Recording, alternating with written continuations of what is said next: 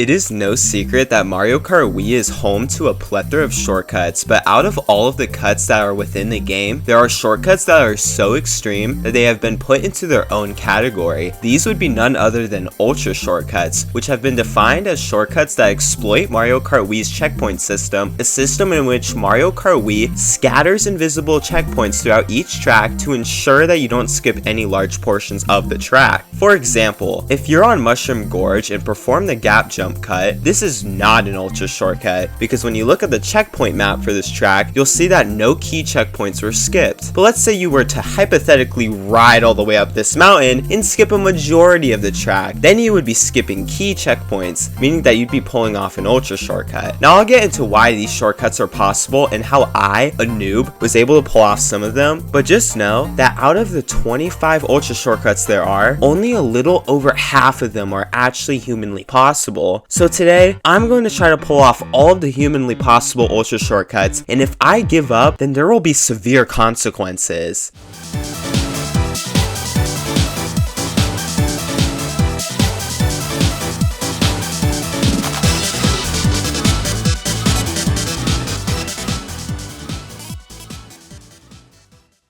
Now, it's no secret that I'm not the best Mario Kart Wii player, but when it came to tackling this challenge, I knew exactly where to start. I opened up the game, picked my character, and went straight to Grumble Volcano, where I would pull off my first ultra shortcut. Coincidentally enough, this was also the first ever ultra shortcut to be discovered as it came to fruition all the way back in 2008, thanks to a player by the name of Ridley. The first part of the shortcut involves making your way up to this rock here, which I struggled to do for a minute, but we don't talk about that. And then from there, I just drove around the rock and was able to count the lap. Easy enough, right? Well, if you know anything about ultra shortcuts, you'll know that things are a lot more complicated than they seem, which brings me to the state of this challenge. Now, we can agree that it would be one thing for me to pull off this Grumble Volcano shortcut, but it's another thing for me to get my lap to count. If we look at the map of Grumble Volcano here, we'll see that the track is split up into regions that lie in between key checkpoints. If I drive forward on the rock and end up at this point, then I've successfully made it to region 0. Now, normally, if I were to drive backwards and then drive forward again, my lap wouldn't count because I'd be going to the last region of the track, which in this case is region 4, without going through all of the other regions first. But since I am all the way over here on this rock, the game does not detect that I am going backwards, so I am able to cross over into region 4 and touch the key checkpoint, which in turn allows for my lap to count because the game thinks that I drove the full lap, as I did not cross this zone that would otherwise subtract your lap. This flaw in the game is what allows for me to actually pull off all of the ultra shortcuts and fulfill their inherent purpose. So when it comes to this challenge, I must not only pull off the ultra shortcut, but I must get the lap to count. Otherwise, what is the point of the ultra shortcut if I am not fulfilling its purpose?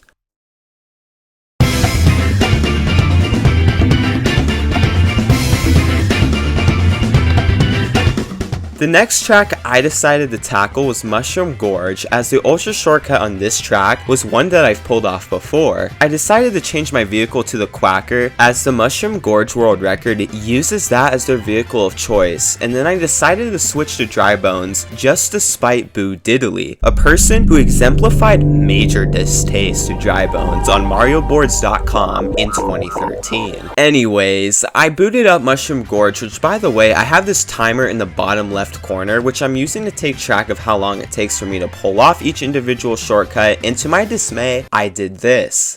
Alright, so here goes my first attempt. Okay, this is looking kind of good. Dude, I got saved by the freaking pole. Oh my god. Dude, there's no way that I just did this first try.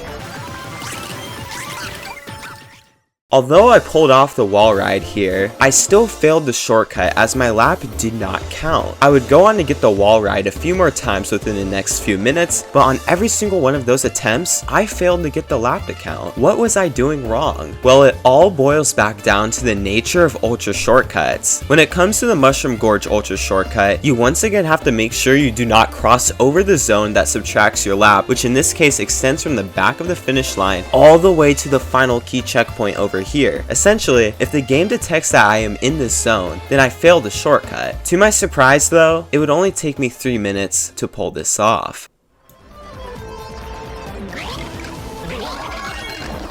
Alright, we got another wall ride,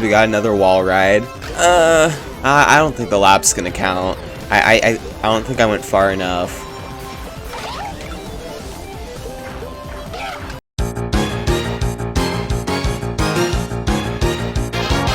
It had only been 5 minutes and I had already pulled off 2 ultra shortcuts. Things were going great. However, things were about to get a lot more difficult as the next shortcut I was going to have to tackle was the Warios gold mine ultra shortcut. At least, that's what I thought. When it comes to pulling off this shortcut, there are 2 ways that you can actually do this. The first way involves you turning around here and precisely lining yourself up so that you can hop off of the track and then bounce on this spot on the pipe so that you can propel yourself back up onto the track. If you successfully make it back up onto the track, then all you need to do to get your lap to count is to drive backwards to this key checkpoint since you already skipped that subtraction zone, and then from there you are able to complete the lap. The second way, albeit slower, is infinitely easier. All you have to do is just land on the pipe, and from there Lakitu will respawn you all the way back here, allowing for you to drive through the key checkpoint and then finish out the lap. So given that information, I think you can imagine which method I used to do this shortcut.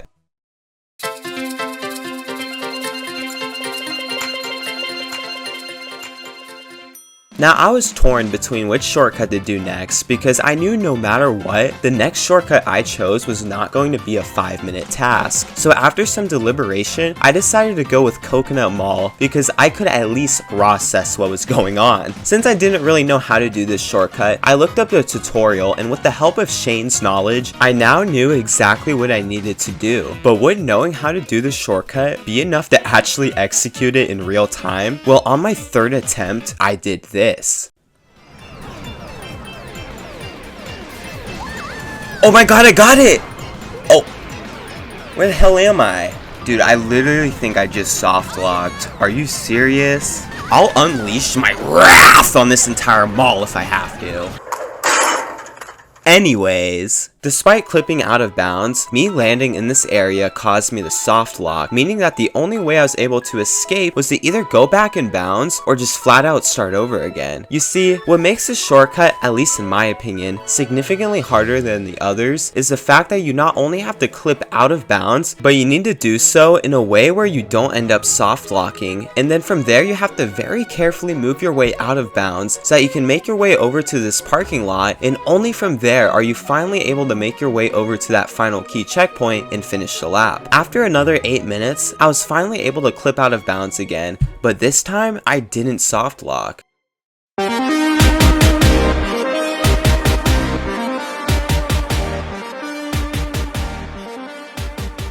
Next up on my list was Maple Treeway, and I once again turned to YouTube, hoping it would be enough for me to do what needed to be done. Upon watching EJ's tutorial of the shortcut, I was feeling pretty confident. I mean, he did a very nice job of explaining what needed to be done, and in my eyes, just made the shortcut look very doable. But once I got to trying the shortcut myself, it was anything but easy. Now, if you want the lap to count for this shortcut, you can't just go backwards because there is no way of going backwards without hitting the lap subtraction zone. This means that every single time I attempted the shortcut, I was going to have to drive around the entire track, which already makes the shortcut much more difficult. On top of that, there are multiple parts to this shortcut, all with their respective difficulties. The first part of the shortcut entails you propelling yourself out of bounds by shrooming off of this little slope here. In 30 minutes of attempts, I was only able to successfully do this once, because it's very easy to either hit the tree, go too far left, or even if you line yourself up correctly, not being able to slow down in time will cause you to fall out of bounds. Now, of course, I failed the second part of this shortcut when I actually managed to pull off the first part, but after a literal hour, I did this.